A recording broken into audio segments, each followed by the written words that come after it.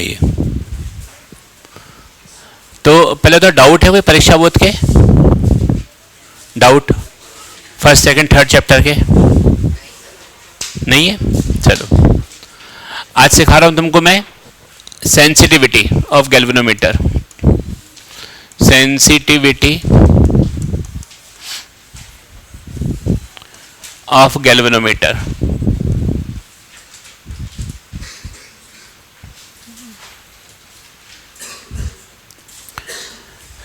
देखो गैल्वेनोमीटर में ऐसा पॉइंटर बना होता है और ये पॉइंटर से घूमता रहता है, ये पॉइंटर,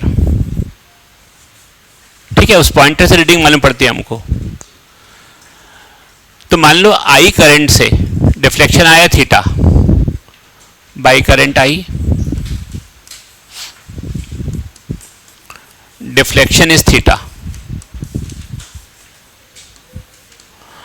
तो by current 1 deflection theta upon आ जाएगा ना। तो डिफ्लेक्शन पर यूनिट करंट से जो आता है वो कहलाता है सेंसिटिविटी। डेफिनेशन हो गई, deflection produced by unit current is called sensitivity. लिखो, deflection produced by unit current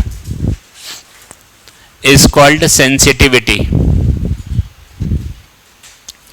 deflection produced by unit current और डिफ्लेक्शन पर यूनिट करंट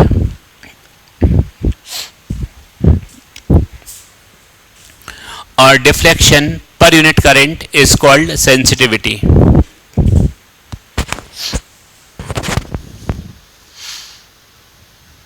और डिफ्लेक्शन पर unit current is called sensitivity.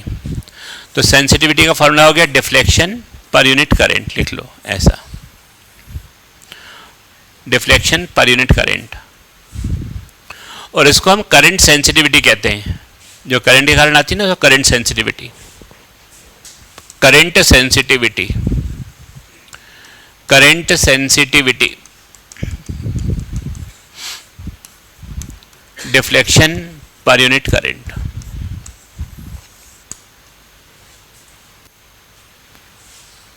अच्छा, हमने ये कल लिखा था I N B A is equal to C theta, याद है? तो इससे थीटा अपॉन आई की value N B upon C बोल सकते हैं। तो यहां करंट सेंसिटिविटी को हम बोल सकते हैं एन बी ए अपॉन सी। और सी की जो वैल्यू होती है वो होती है pi eta R to the power 4 upon 12। और अच्छा इंस्ट्रूमेंट होने के लिए it should be sensitive. Good instrument must be sensitive, मतलब मोर सेंसिटिव ऐसा होना चाहिए कि थोड़ा सा ही करंट पास कराएं और डिफ्लेक्शन आना स्टार्ट हो जाए तो उसको बोलेंगे ज़्यादा सेंसिटिव है, मतलब अच्छा इंस्ट्रूमेंट है। तो हम चाहते हैं सेंसिटिविटी ज़्यादा हो। For sensitivity to be more, ये एन की वैल्यू ज़्यादा होनी चाहिए, बी भी ज़्यादा होना चाहिए और एरिया भी ज़्यादा होना चाहिए। समझ में आ रही बात? डायरेक्टली प्रोपोर्शनल है ना। और सी कैसा होना चाहिए? सी इनवर्सली, तो क्या बढ़ ज़्यादा ही कम? तो सी मस्ट बी लेस। और अगर हमें सी कम करना है तो आर कम और एल ज़्यादा करना पड़ेगा to keep C less, R less and L मोर।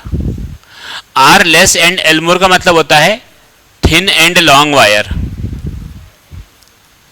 तो अगर एक थिन और लॉन्ग वायर होगी तो उस केस में सी की वैल्यू कम हो जाएगी और सेंसिटिविटी बढ़ जाएगी। तो गैल्वेनोमीटर कल बनाया था ना अपन ने, टांगी थी तार, वो हॉर्सटेल फॉस्फर ब्रॉन्ज की वायर थी, वो बहुत पतली और अगर लंबी होगी तो सेंसिटिविटी बढ़ जाएगी। तो ये कंडीशन होती है सेंसिटिविटी बढ़ाने के लिए। देख लें इसको।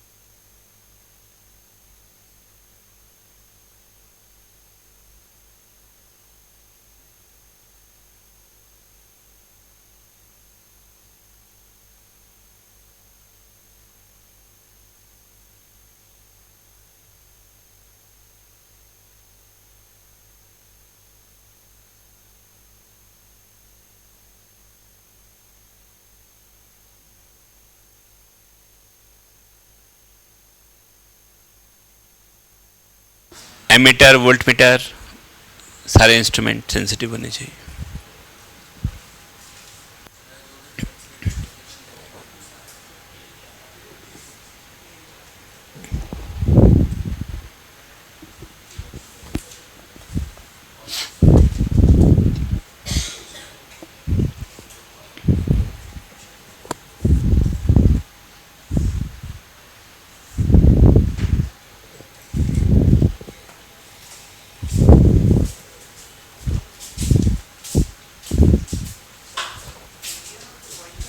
कॉइल का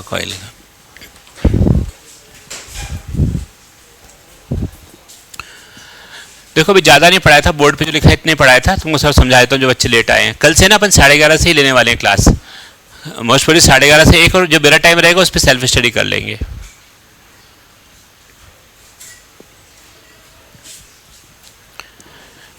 देखो मैंने सिखाया है करंट सेंसिटिविटी, बस बातें नहीं कर रही, जो बच्चे लेट आए उनको सिखा रहा हूँ। देखो गैल्वेनोमीटर होता है ना, इसमें ऐसे एक पॉइंटर होता है और डिफ्लेक्शन आता है। आपने मतलब 5 एम्पियर करंट पास किया, डिफ्लेक्शन आ गया कुछ, 1 एम्पियर पास करने पे जो डिफ्लेक्शन आता है उसको बोलते हैं सेंसिटिविटी। मतलब आई से डिफ्लेक्शन आ रहा है थीटा, 1 से आएगा थीटा अपॉन आई, तो डिफ्लेक्शन पर unit current is called sensitivity. और करंट के कारण जो निकालते हैं करंट सेंसिटिविटी बोलते हैं। तो डिफ्लेक्शन पर unit current is called current sensitivity. कल ये पढ़ा था I N B equal to C theta, theta upon I equal to N B upon C बन जाएगा, तो ये हो जाएगा करंट सेंसिटिविटी। हम चाहते हैं जो भी इंस्ट्रूमेंट हो बहुत अधिक सेंसिटिव हो, मतलब थोड़ा सा भी करंट पास कराएं और उसमें डिफ्लेक्शन आ जाए। तो सेंसिटिविटी ज़्यादा होने के लिए एन को ज़्यादा होना चाहिए, बी को ज़्यादा, ए को भी ज़्यादा और सी को कम। सी ये होता है, कल बताया था फॉर्मूला, सी कम मतलब आर कम और एल ज़्यादा। आर कम एल ज़्यादा, आर कम मतलब पतला, थिन एंड लॉन्ग वायर, जो एक फॉस्फर ब्रॉन्ज की वायर टांगी थी ना जिसपे कॉन्केव मिरर लगाया था या पॉइंटर अटैच किया था, वो अगर पतली और लंबी होगी तो सेंसिटिविटी उसकी बढ़ जाएगी। ये होता है करंट सेंसिटिविटी।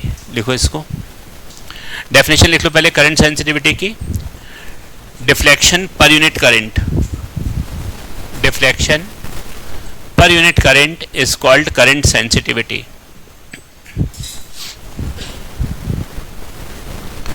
डिफ्लेक्शन पर unit current is called current sensitivity.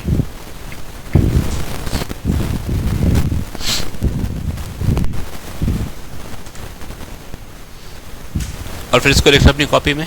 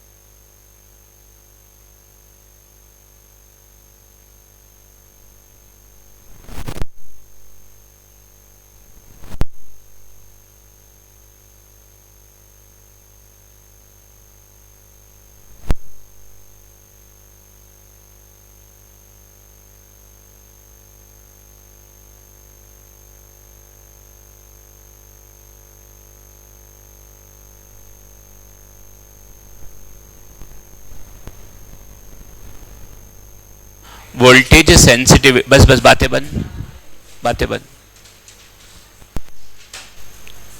बातें नहीं। वोल्टेज सेंसिटिविटी, वोल्टेज सेंसिटिविटी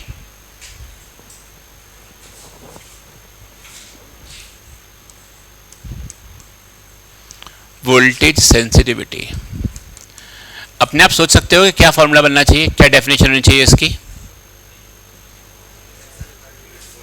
हाँ, करंट सेंसिटिविटी था डिफ्लेक्शन पर यूनिट करंट, तो ये क्या हो जाएगा, लिखो definition.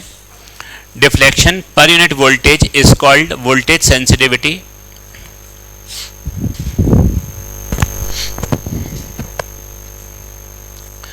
Deflection per unit voltage is called voltage sensitivity. इसको हम SV से लिखेंगे, डिफ्लेक्शन पर यूनिट वोल्टेज।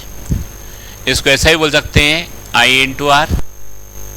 और ये चीज जो होती है करंट सेंसिटिव, तो voltage sensitivity is equal to current sensitivity divided by resistance.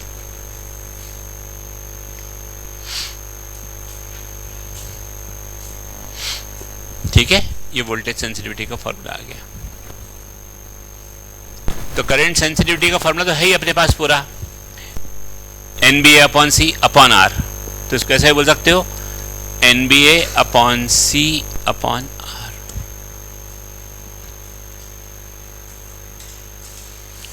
ये होता है sensitivity, current sensitivity and voltage sensitivity. ठीक है,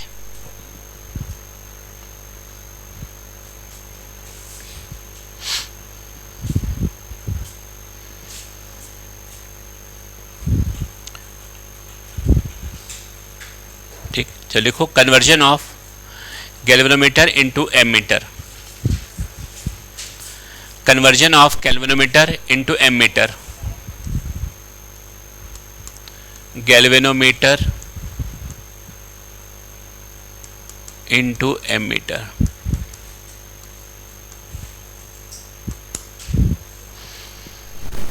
ये बताओ एमीटर का काम क्या होता है, क्या नापना, करंट नापना कि वोल्टेज नापना, करंट है ना।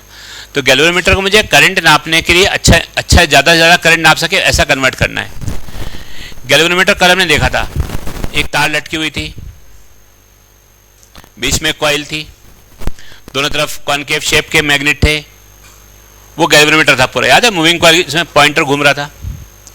ये वो गैल्वेनोमीटर, मैं ऐसा बना देता हूँ, ये गैल्वेनोमीटर है।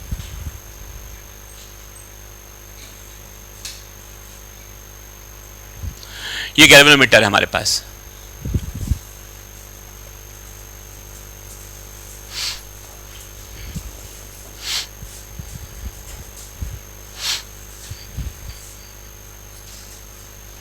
Galvanometer into ammeter.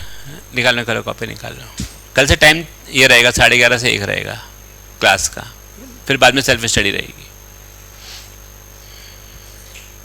हाँ, तो जिसमें बच्चे जो बाहर घूमते रहते हैं 11:30 से 1, फिर 1:30 बजे आते हैं डायरेक्ट, उनको पहले आना पड़ेगा और फिर कैद हो जाओगे, बंद हो जाओगे, फिर नहीं जा पाओगे। मान लो ये एक सर्किट है, ये एक सर्किट है, इस सर्किट में हमने कुछ करंट पास कराया बैटरी के द्वारा, तो इसमें कुछ डिफ्लेक्शन आ गया। डिफ्लेक्शन, बस बातें नहीं करें, ये डिफ्लेक्शन, ये जो है ये स्वामी,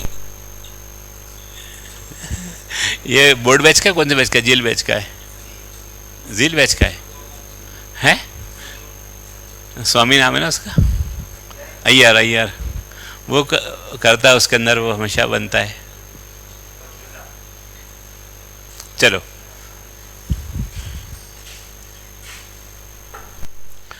ये मान लो गैल्वेनोमीटर है, मुझे इसके अंदर से करंट पास कराना है, करंट वहाँ पर सर्किट में जाना है तो करंट नापना पड़ेगा मुझको। अब मान लो मैंने कुछ करंट पास कराया और डिफ्लेक्शन आ गया इसके अंदर ऐसा पूरा, मान लो मैंने कराया 5 मिली एम्पियर करंट पास और डिफ्लेक्शन पूरा आ चुका है पॉइंटर का, डिफ्लेक्शन फुल, ये से मार्किंग थी और फुल डिफ्लेक्शन शो कर रहा था।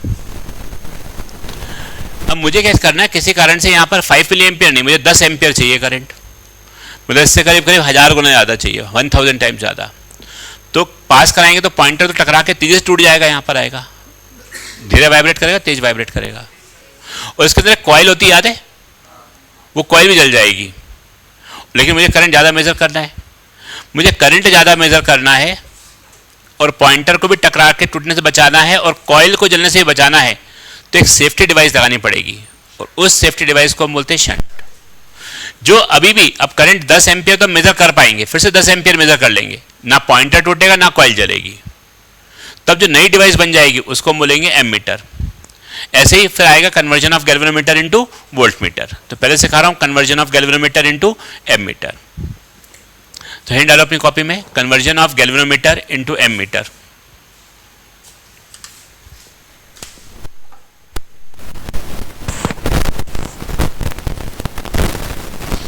चलिए, गैल्वेनोमीटर इनटू एमीटर।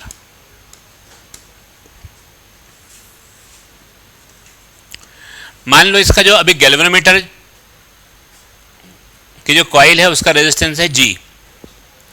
मान लेते हैं resistance of galvanometer equal to G, और जो मैक्सिमम सेफ करंट इसमें से पास हो सकता है अभी, मैक्सिमम सेफ करंट जो कि फुल डिफ्लेक्शन दे रहा था, वो था IG। ये यहां से जो मैक्सिमम सेफ करंट हम पास कर सकते थे IG था अभी। If we have to supply I which is very very greater than IG, then pointer may break और coil may burn, then pointer may break or coil will burn.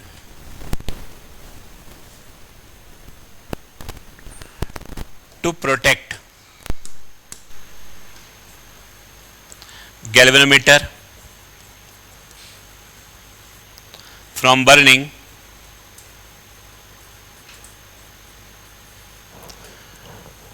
shunt is used. Shunt is used. अब लोग करते क्या है, जैसे मान लो हमको I current pass कराना, तो हमने क्या किया, यहां पर बेटा इस जगह पर ऐसे एक वायर लगा दिया और इसका रेजिस्टेंस S मान लेते शंट का, और ये है very low resistance, very low resistance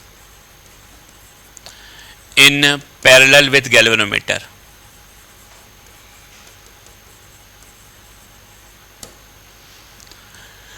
और मान लो यहां से मैंने करंट पास कराया I, तो ये शंट का रेजिस्टेंस कुछ ऐसा रखते हैं, मान लो 5 मिली एम्पियर ही सेफ है इसके अंदर, और हमने कराया 500 मिली एम्पियर। मान लो ये 5 मिली एम्पियर सेफ करंट है और हमको चाहिए 500 मिली एम्पियर, तो बताओ ये सेफ रहेगा कि जल जाएगा? तो हम ये शंट कुछ ऐसा रख देते हैं, यहां पर ऐसी वैल्यू रखते हैं कि जब आए तो करंट डिवाइड हो और डिवाइड होके 4995 मिली एम्पियर यहां आ जाए, 495 मिली एम्पियर, 495 मिली एम्पियर यहां पर आ जाए और 5 मिली एम्पियर यहां चले जाए। डिफ्लेक्शन तो अभी भी आएगा ना, और अब ये पूरी एक डिवाइस हो जाएगी, ये पूरी एक डिवाइस हो जाएगी। हमें अंदर इतना नहीं है, हम तो बोलेंगे यार हमने इतना करंट पास कराया, डिफ्लेक्शन आ गया, सर्किट में करंट चला भी गया और डिफ्लेक्शन भी आ गया। बात समझ में आ रही है? सर्किट में करंट कितना गया? 500, और ये हमको दिख नहीं रहा है अंदर कैसा लगा हुआ है, बट डिफ्लेक्शन दिख रहा है। हम तो इससे सारा काम अपना कर लेंगे, हम इसको सही मानेंगे, इससे सारे कैलकुलेशन आगे बढ़ाते जाएंगे, तो वो ऑटोमेटिक सभी सही होते जाएंगे, क्योंकि हमने एक में करेक्शन करा वो सारे में करेक्शन होता जाएगा। तो अब देखो पॉइंटर जलने से भी बच गया, यस और नो, करंट भी पूरा पहुंच गया, डिफ्लेक्शन भी आ गया, हमारा काम भी हो गया, और ज्यादा करंट मैंने पास करा दिया। तो जो डिवाइस नहीं बन गई उस डिवाइस को हम बोलते हैं galvanometer, ammeter, galvanometer into ammeter.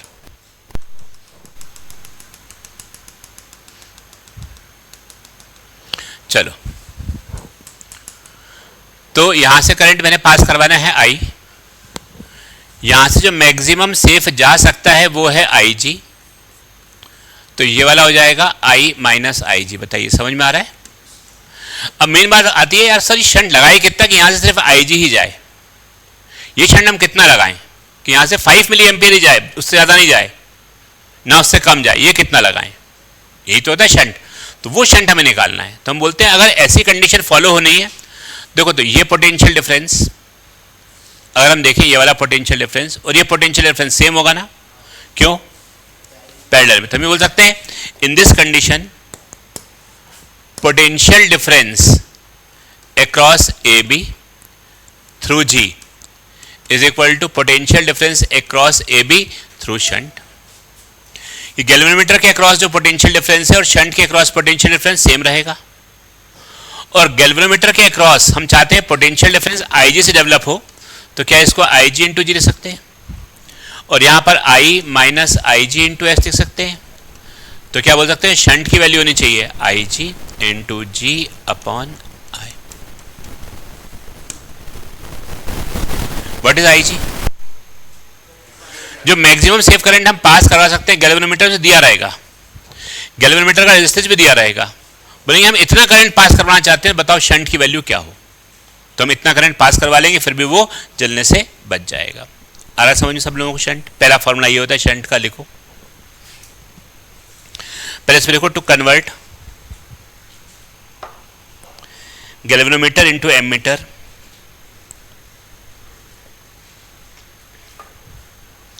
to convert galvanometer into ammeter,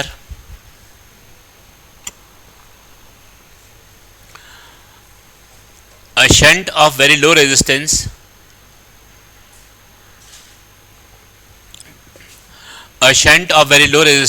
is connected in parallel with galvanometer. A shunt of very low resistance is connected in parallel with galvanometer. Shunt of very low resistance is connected in parallel with galvanometer. अच्छा पूरा instrument क्या बन गया? Ammeter कैसे लगाते हैं, series में या पैरेलल में? नहीं, एमीटर सर्किट, ये पूरा एमीटर है, इसको सर्किट के साथ सीरीज में, शंट को पैरेलल में, बट पूरे एमीटर को सर्किट के साथ लिखो। And this whole instrument that is ammeter and this complete instrument that is ammeter is connected in series with circuit, is connected in series with circuit। ये पूछते नहीं है, पूछते वही है शंट कैसे लगाते हैं, तो शंट पैरेलल में is connected in series with circuit।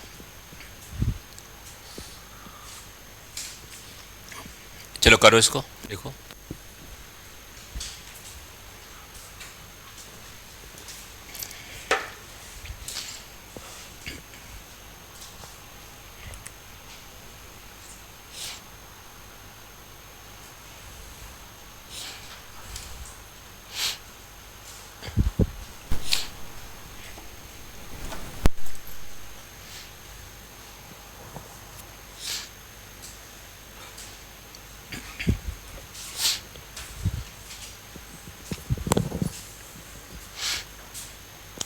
लिखिए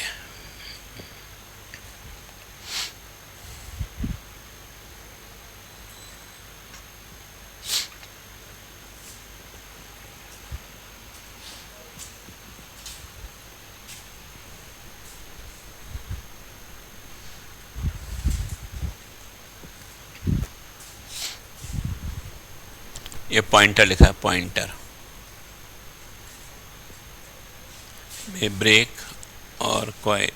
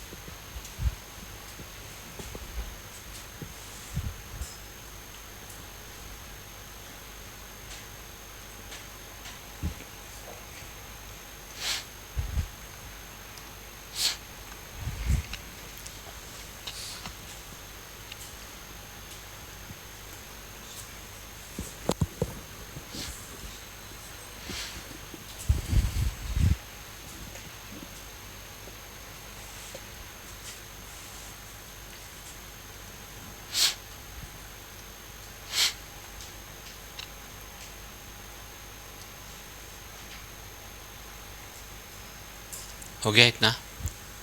नहीं करो।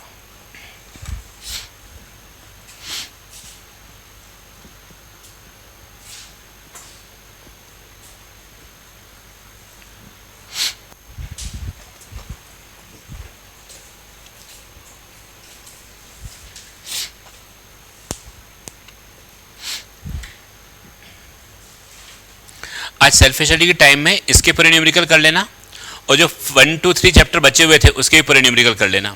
कुछ भी बचना चाहिए, क्योंकि अपना अब 5वां चैप्टर स्टार्ट होने वाला है, 5th chapter magnetism and matter. वो छोटा सा है, 2 क्लास में खत्म हो जाएगा, लेकिन उसके पहले आज शाम तक जब भी सेल्फ स्टडी का टाइम रहेगा उसमें पूरा आप ये कर लेना। और कल भी मोस्ट प्रोबेबली टाइम 11:30 से लगेगी क्लास आपकी, पहले वाले टाइम पे क्लास, बाद वाले टाइम पे सेल्फ स्टडी। कुछ दिनों तक ऐसा रहेगा, फिर चेंज हो जाएगा 2-4 दिन तक।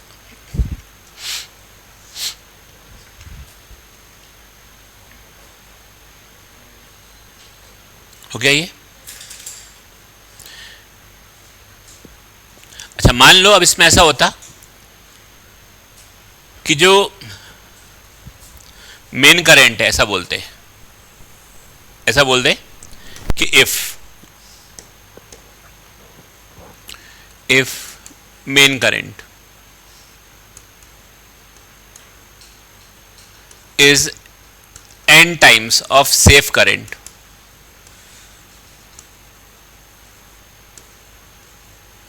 या ऐसा बोल सकते हैं इफ,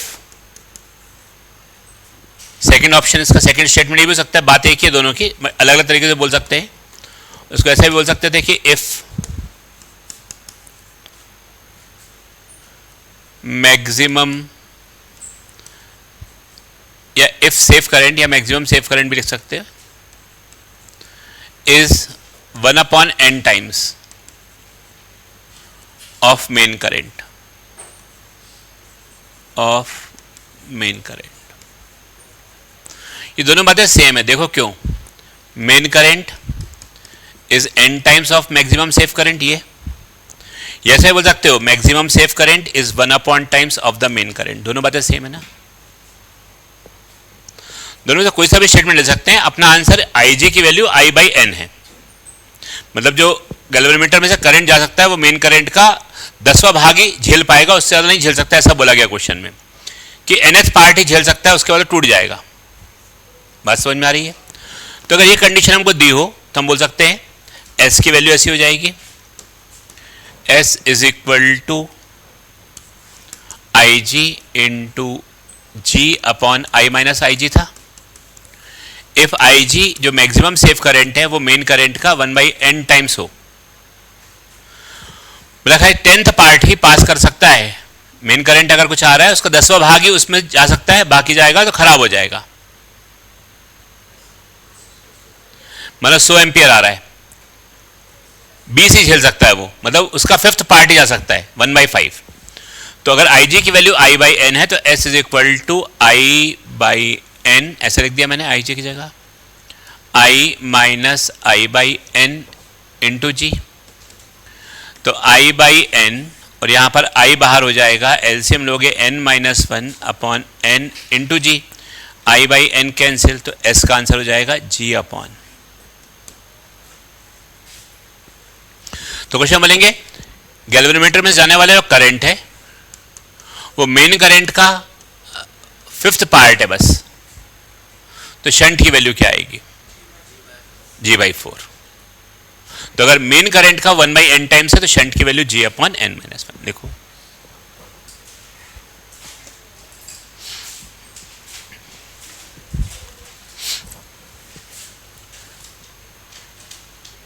और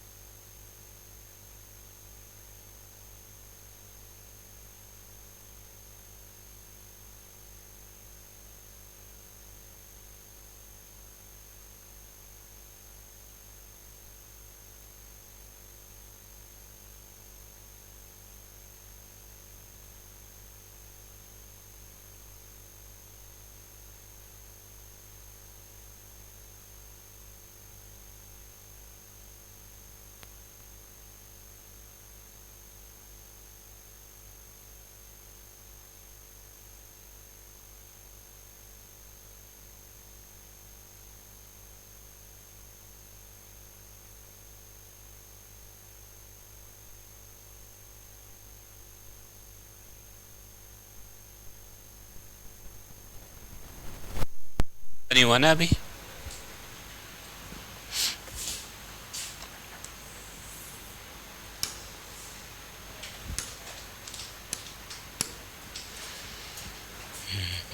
ये शंट का मतलब क्या होता है? रेजिस्टेंस ऑफ वायर, है ना। अब वो पूछ सकते हैं कभी कभी जो एमीटर बन गया उसका रेजिस्टेंस क्या होगा, रेजिस्टेंस ऑफ एमीटर बता दो। या कभी कभी ऐसा ही बोल सकते हैं एमीटर के बदले जो इंस्ट्रूमेंट बन चुका है ये पूरा उसका। तो आप बोलना ठीक है सर, उसका हम ऐसे निकालेंगे, दोनों पैरेलल में थे, तो R1 into R2 upon R1 plus R2। बताओ पैरेलल में ऐसे निकालते हैं ना। पैरेलल में एक तो G है रेजिस्टेंस ऑफ गैल्वेनोमीटर, एक शंट का है। हमें पूरे इंस्ट्रूमेंट का चाहिए, ये जो इंस्ट्रूमेंट बना है ना पूरा, ये पूरा इंस्ट्रूमेंट जो बन चुका है, तो इसमें दोनों आपस में पैरेलल में है। पैरेलल में तो R इक्विवेलेंट हो जाएगा R1 into R2 upon R1 plus R2। तो G अपॉन S के बदले G upon N minus 1, G plus G upon N minus 1। तो G into G upon N minus 1 तो आएगा ही, अपॉन एलसीएम लोगे NG minus G plus G upon N minus 1। ये और ये तो कट गया, G और G भी कैंसिल हो गया, और एक G और एक G कैंसिल हो गया, तो आंसर G बाई N। दोनों में अंतर है। ये G अपॉन N माइनस 1 क्या है, शंट का, और G अपॉन N क्या है, एमीटर का। बोले 1/5 करंट करना है, हमें 1/5 करंट करना है, क्या करना है, तो शंट की वैल्यू क्या होगी, G अपॉन 5 की 4, शंट की वैल्यू, और एमीटर की रेजिस्टेंस 1/5 करना, G अपॉन 5 रहे। yes.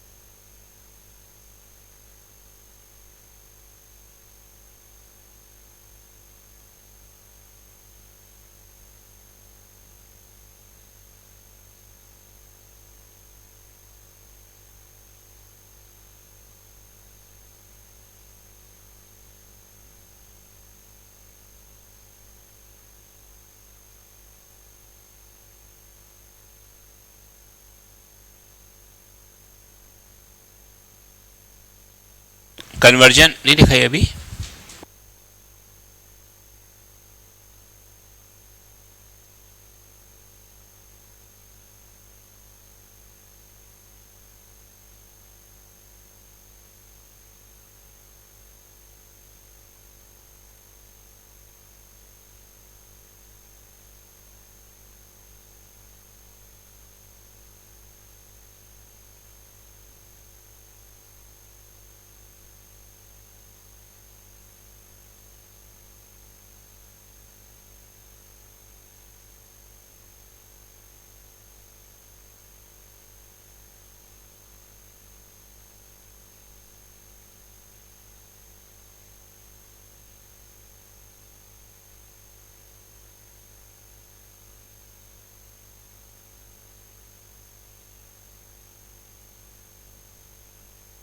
conversion of galvanometer into voltmeter, conversion of galvanometer into voltmeter।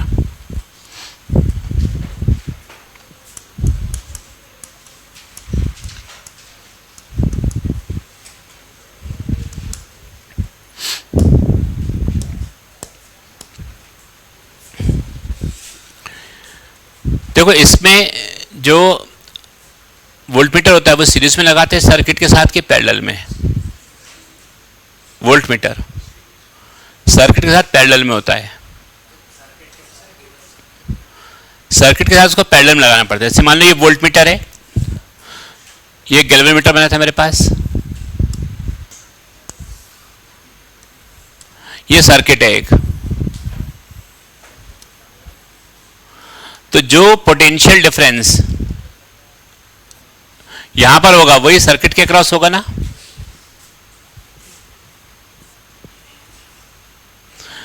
Voltmeter का यूज क्या होता है? तो जो पोटेंशियल डिफरेंस यहां पर है वो यहां से मालूम पड़ जाएगा, जो यहां पर आपको दिख रहा है बोलना ये यहां पर रहेगा, इसलिए कैसे लगाते हैं? सर्किट के साथ पैरेलल में। अब कैसे कन्वर्ट करते हैं वो सिखा रहा हूं। तो हम क्या करते हैं यहां पर, मान लो जो मैक्सिमम सेफ करंट था, maximum safe current,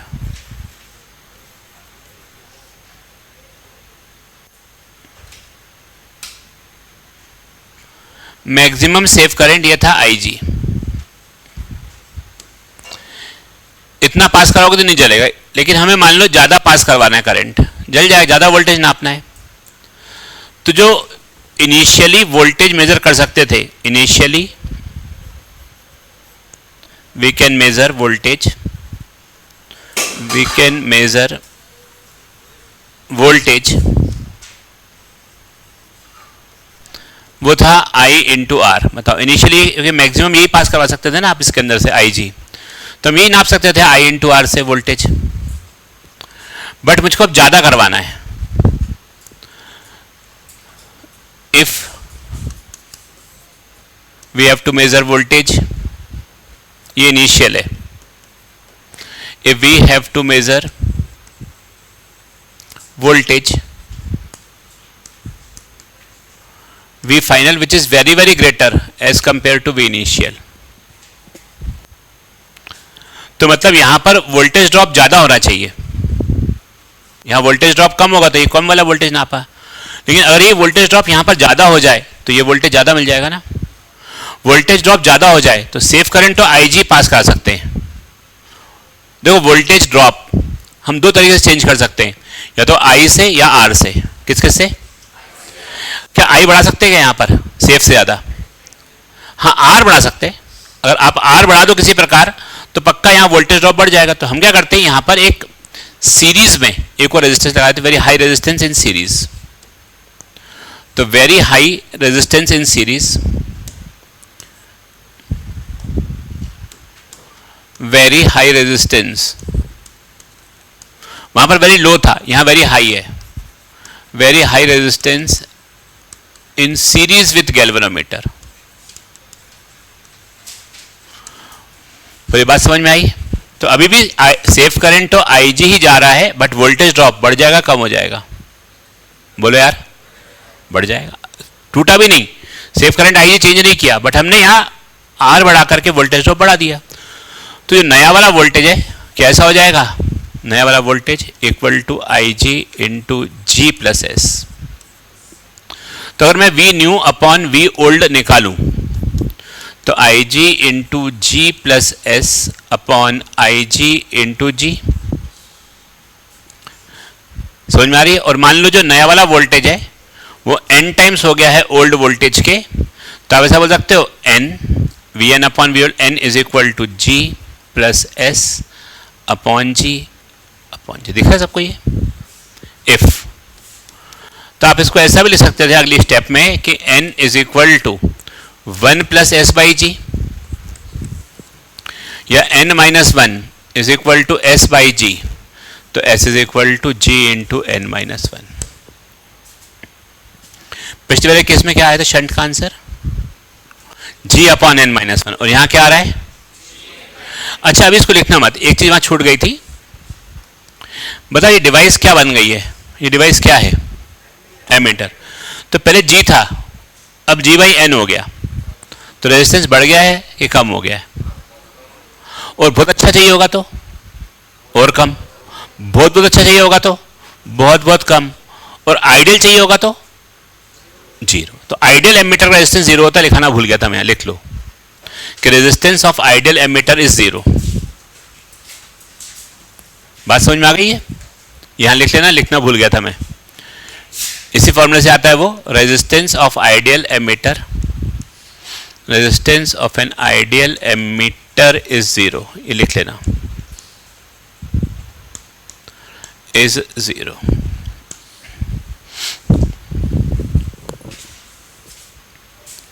resistance of an ideal ammeter is 0। ठीक है, अब ये लिख लो आगे। देखो, to convert galvanometer into voltmeter, to convert galvanometer into voltmeter, very high resistance is connected, very high resistance is connected in series with galvanometer,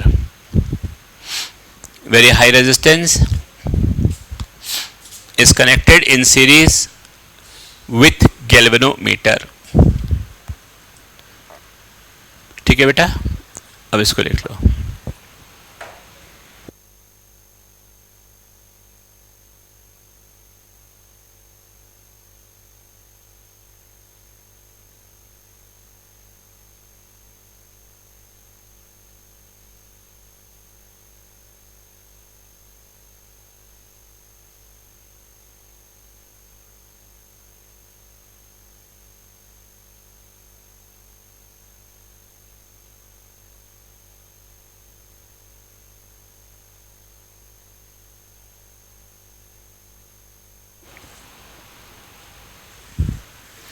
किसी ने देखो कितना अच्छा काम किया ना तुम्हारे बोर्ड के लिए, परीक्षा बोर्ड निकाल दी। किसी को अच्छे से पढ़ दो, सब उसी में से आएगा। बोर्ड का पेपर है ना, वो कितनी बिक रही है ये, हर किसी बच्चे के पास है, जो जेई दे रहा है, जो नीट दे रहा है, कुछ भी एग्जाम दे, ये तो पढ़ता ही है आखिरी में।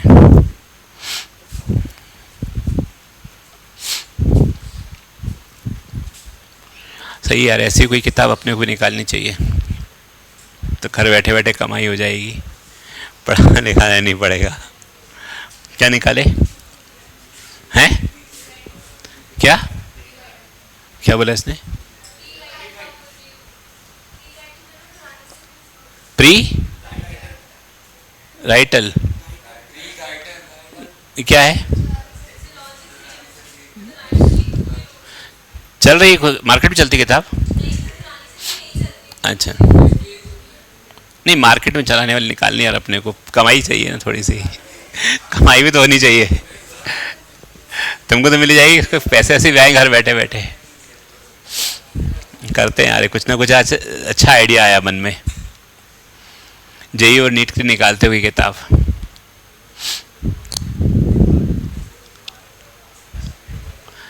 तीस दिन में 30 चैप्टर है ना, 30 चैप्टर क्रैश कोर्स, एक दिन में एक चैप्टर, एक महीने में सिलेबस। हाँ कुछ निकालते हैं यार, ऐसा बहुत सारे बच्चे ले लेंगे। करता हूँ, 2 महीने में कर दूंगा काम, पक्का आ जाएगी मार्केट में। अब नया आइडिया आया आज, जनवरी एंड तक निकाल दूंगा मैं पक्का, बुक मार्केट में पब्लिश करा देंगे।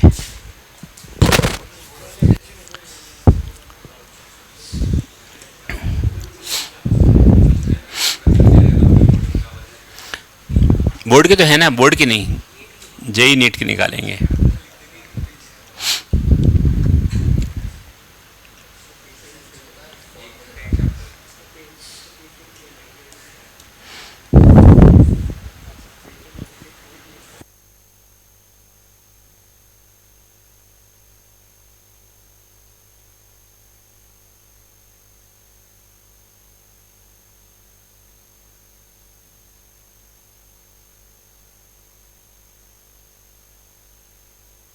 हो गया ये?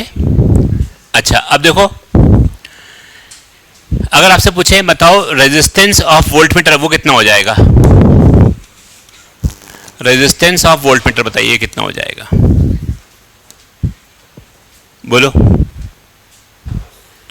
तो वोल्टमीटर रेजिस्टेंस कैसे निकालोगे? सीरीज में तो क्या करेंगे, ऐड, कितना हो जाएगा G प्लस एस, तो आप बोलना sir G plus G N minus जी, गया तो वोल्ट मीटर का रेजिस्टेंस हो जाएगा NG। वहाँ कितना आया था G बाई एन, मतलब बढ़ गया ही कम हो गया। और अगर आइडियल वोल्ट मीटर होगा तो ए इन्फिनिटी, जीरो नहीं। तो आइडियल वोल्ट मीटर का resistance, ideal volt meter resistance हो जाएगा इन्फिनिटी, लिख लो।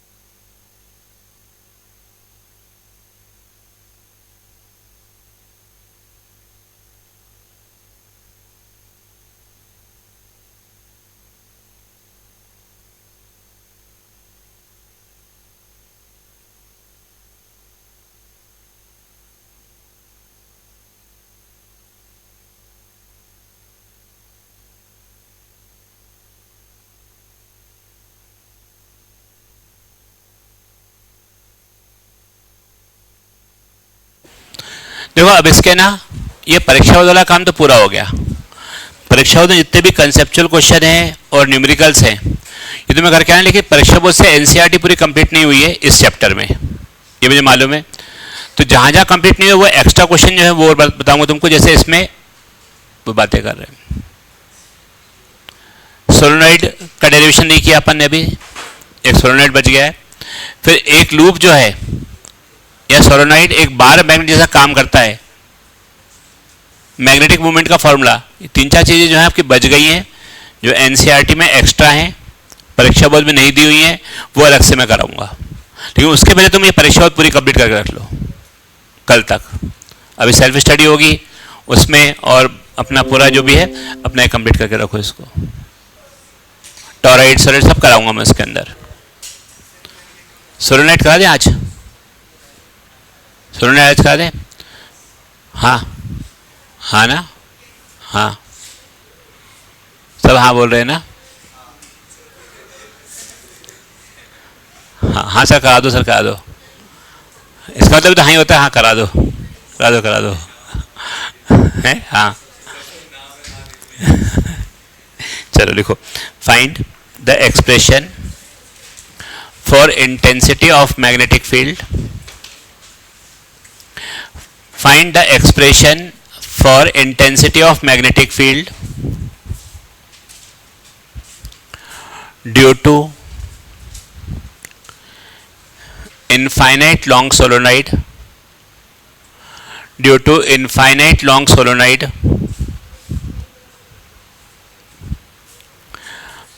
due to infinite long solenoid by the help of Ampere circuital law, infinite long solenoid by the help of Ampere circuital law. Infinite long solenoid by the help of Ampere circuital law.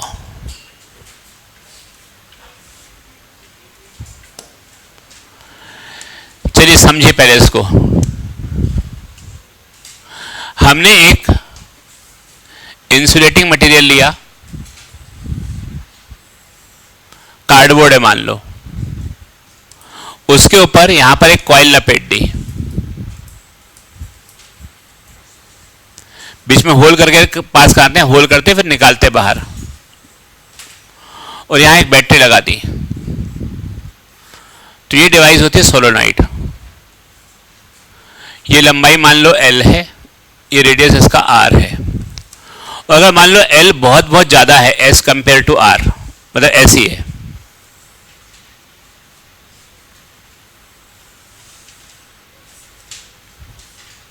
ये ऐसी है,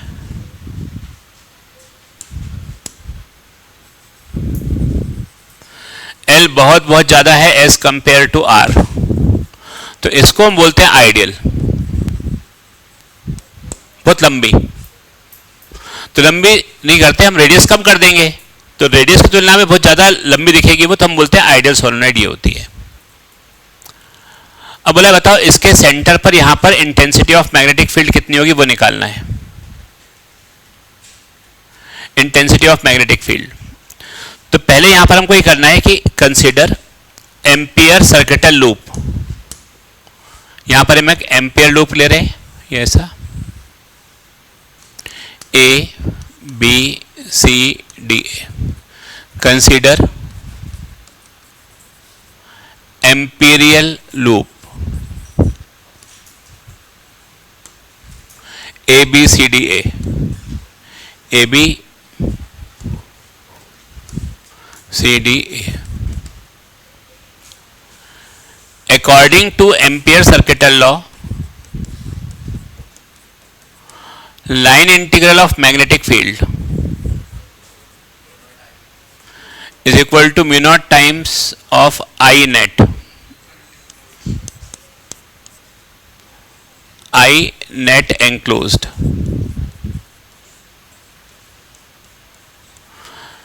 समझ में आ रही बात सब लोगों को? तो total line integral of magnetic field लिखना है, इसको ऐसे लिखेंगे, देखो BDL डॉट है ना यहां पर. अब देखो लाइन इंटीग्रल ऐसा B डॉट DL, पहला है पार्ट AB, A से B के लिए, plus B dot DL BC, total है ना, ये टोटल होता है.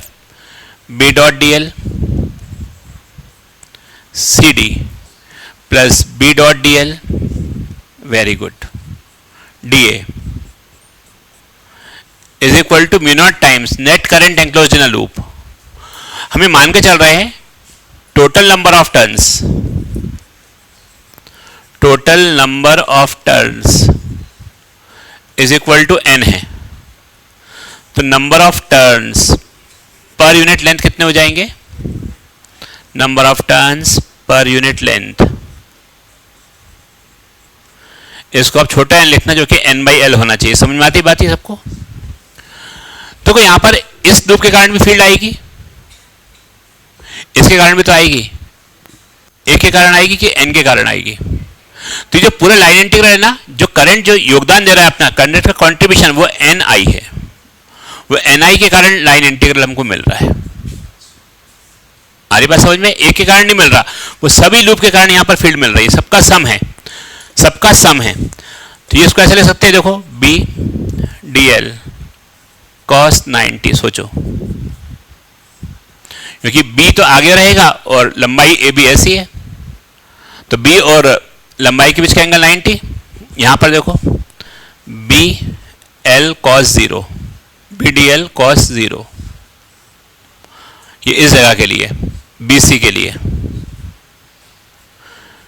B ये AB के लिए, B DL cos 90 C D के लिए, प्लस बाहर तो जीरो होती है, बाहर फील्ड जीरो होती है यहां पर डी ए के लिए, और cos zero is equal to क्या, म्यू नॉट एन आई। बताओ इतने में कोई डाउट है क्या? कॉस 90 की वैल्यू क्या होती है? जीरो। तो इसको ऐसे लिखेंगे अगले स्टेप में, जीरो प्लस बी कांस्टेंट है D L B C plus zero is equal to mu naught N I. समझ में आया? तो ये जाएगा बी, और बी सी मतलब ये वाली पूरी लंबाई, तो हम ये पूरी लंबाई लेंगे आप इस लाइन की, क्योंकि पूरे लिए निकालना है, और पूरे की लंबाई कितनी है? L is equal to mu naught, तो B is equal to mu naught N by L into I, और ये क्या होता है?